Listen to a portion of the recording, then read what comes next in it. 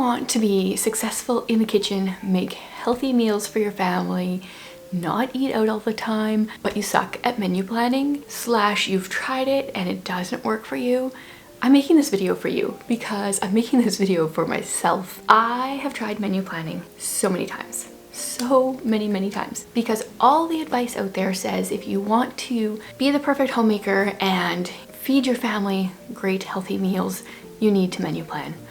And for many years I have felt like a failure because we just can't do it. It's not really about not being able to create the meal plan. I can do that, but we never want to stick to it. We never want to eat any of the food. It just falls apart and it's frustrating. And today I am creating the Lazy Girl's Guide to Success in the Kitchen, or whatever this is going to be. How to make it a routine to have healthy meals without having a meal plan. I feel like some of these ideas are kind of common sense maybe, but I'm gonna put them out there anyway. And then I think one of my ideas is pretty revolutionary if you aren't doing this already. So hopefully I can give you guys some tips. And then as always, I would love to hear your advice in the comments. You guys always have such great tips and tricks and things that I haven't thought of. And the comments are always a great resource for anyone that comes to watch any of my videos. So thanks in advance. So I've got 6 different tips for you. This is all how to make your experience in the kitchen a better one. How to be able to have healthy meals without feeling like you are in the kitchen all day, every day. And so hopefully these are helpful. I do feel like I have some good experience with this. We eat at home almost all the time. We will often go out for lunch, or like go out for a meal, eat out once a month maybe. Some months it's maybe twice, and some months we don't at all.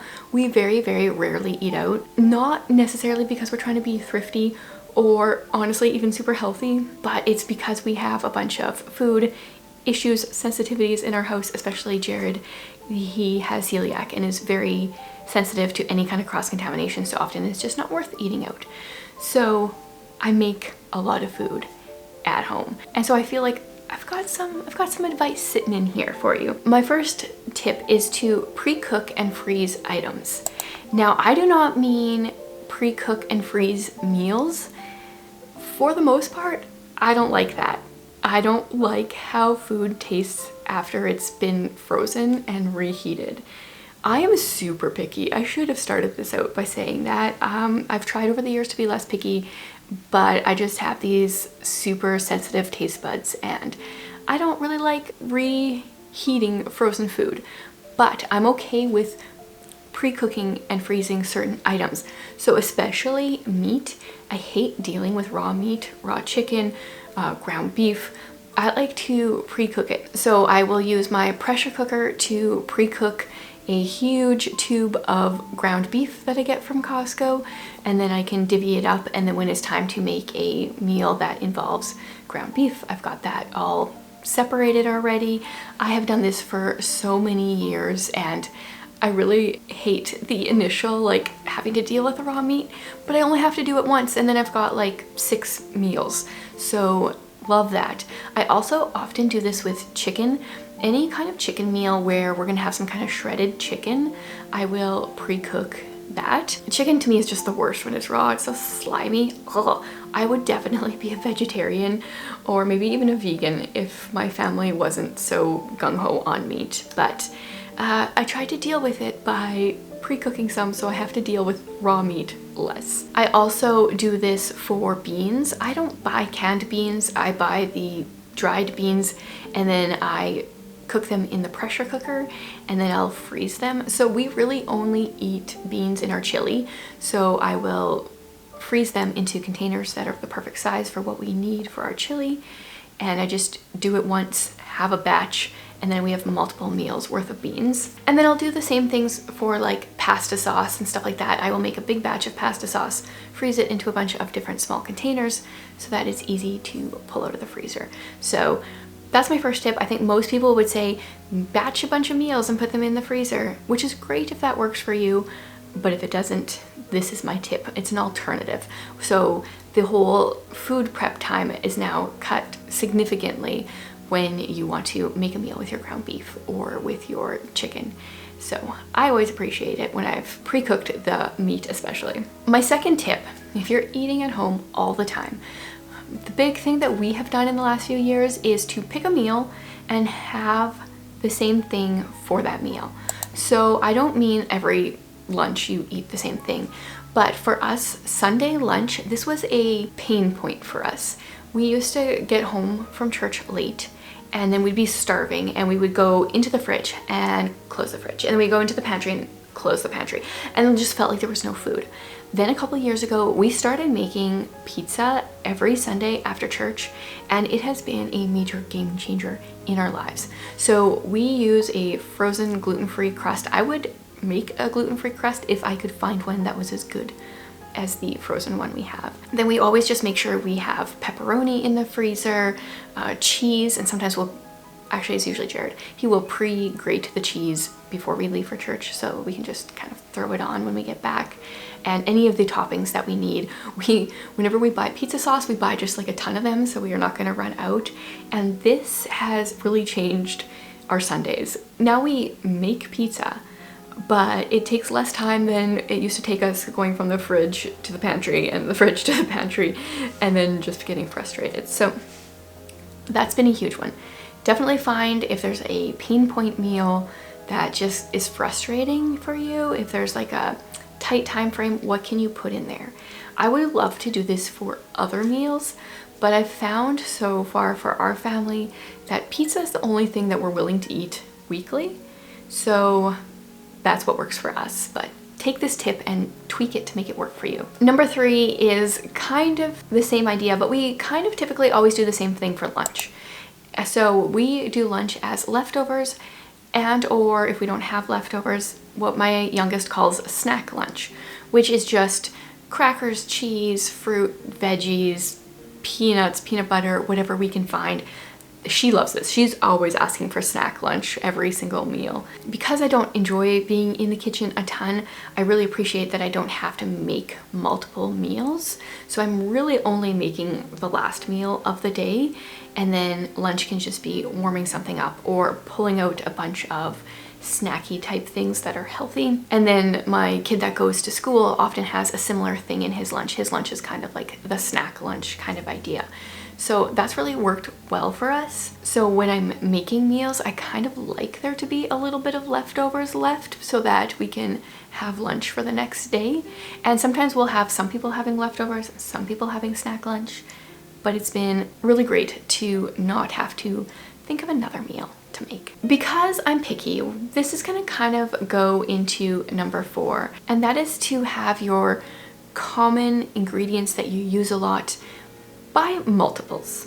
Always have them on hand, in the pantry, in the fridge, whatever it may be.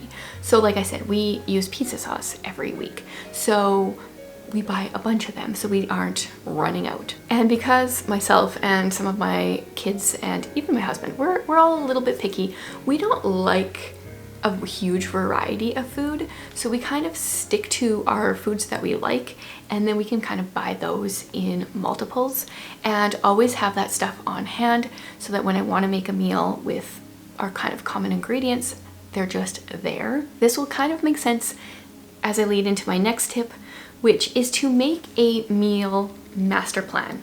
This has been a game changer also for me. This is, I think, my best tip on this list. That is just to create a list of all the meals that your family likes. And you can separate this into, like, you could have like all the chicken meals, all the ground beef meals, all the vegetarian meals, all the breakfast for supper meals, however you want to separate it. And when it comes time to make your meal for the day, or if you want to prepare in the morning, I never do this. Like, you guys, I decide at like 3-4 o'clock what we're going to eat, and we usually eat it between 5 and 6. I'm pretty sure I have ADHD, okay? And it's just really hard for me to pick ahead of time what we're going to have. So I like to have this master list, because when 3 o'clock or 4 o'clock depending what time it is comes around, I can see, okay, what do I have time for? What am I craving? What have we had recently? So we don't want to eat the same thing too frequently. And I have just loved this list. This comes up all the time for me. So I have mine stored on my Google Keep app. It's just called meals. It has a list of meals. Another way you could separate your meals is kind of based on the amount of time it takes to make them. So you could have your like 30 minutes or less meals, or your 60 minutes or less meals. And that way, if you're picking at 3 o'clock or 4 o'clock or 5 o'clock, you could figure out which category is best for your time. Obviously, if you guys like a variety of food, you're gonna have a much longer list than we have, but I highly recommend making a list of meals, and ask the people in your family too, what are their favorite meals, what are meals they want to try. Add them to the list, because you'll probably forget some as you go, but that has been a game changer for me. I can always look. Even though our list isn't very long, I can be like, oh, I haven't thought about making that one in a long time. And then it's kind of an easy pick because everyone will kind of want something that they haven't had for a while. Now I'm looking at my list, I'm like, what should I make for supper today? Because I do not have a plan. Another thing I have done before is separate the kind of the meats and the sides so that I can kind of mix and match. That works really well too. I mean, not everything mixes and matches very well, but for the ones that does work for, it is nice. And my last tip, which is just in regards to the cleanup, after you've spent a bunch of time in your kitchen, you've made your meal, you're not really looking forward to the cleanup. Often in our house we do have, if you have made the meal, generally you don't clean up, but more often than not I still do the cleanup. And I've found that what works really well is getting my food in the oven, in the pressure cooker, whatever it may be. And then while that's kind of doing its thing, washing the dishes that are currently dirty, because there's always the prep dishes and then there's the post dishes. And I used to just save it all for the end, and that was very overwhelming. But now I wash the prep dishes in the cooking time, and so the post dishes, there's way less there. That has really helped things a lot too. It makes me dread the end of the meal a lot more. A kind of like sub tip that I have, I feel like it's not really a tip on its own, but I would highly recommend, if you don't have, to invest in a pressure cooker. I was so nervous the first time I used mine. I heard too many stories of, you know, the old pressure cookers where they would the lids would fly into the ceiling. But man, I do not know how to cook without it now. Mashed potatoes, you just throw them in there. You don't have to watch the pot to make sure the water doesn't boil over. Rice comes out perfectly every time. I always struggle to make rice beforehand. If you are low on time, if you're, you know, 5 o'clock, 6 o'clock and you still haven't figured out what to make, the pressure cooker makes everything so quick. I love my pressure cooker. I use it multiple times a week, and sometimes I wish I would have two if we want to have mashed potatoes and something else that would be in the pressure cooker. I'm often like, could I justify having two of these? Maybe a part of this tip is just to make sure that you invest in the appliances and the kitchenware that works for you. I know a lot of people don't like having too many appliances, and I was that for a while, especially when I was in my big minimalist phase. But I've learned that having the right appliances and tools makes my time in the kitchen so much more enjoyable. I love the pressure cooker, the air fryer, certain little tools that I have for in the kitchen. It makes such a world of difference every time I make the meal with those things, and because we spend so much time in the kitchen, I feel like it's worth it. So if you have subscribed to more of the minimalist in the kitchen style, maybe if you're spending a lot of time in the kitchen, that's not a place to be a minimalist. Just an idea. Okay, so those are all my tips for a lazy girl's guide to success in the kitchen. I would love to hear, like I said before, if you guys have some suggestions. I might make this into a series. I've been tempted to do a lazy girl's guide to cleaning because I also am lazy when it comes to that and have a few tips, I think. So let me know if you'd be interested in seeing that, and I will see you guys again next week.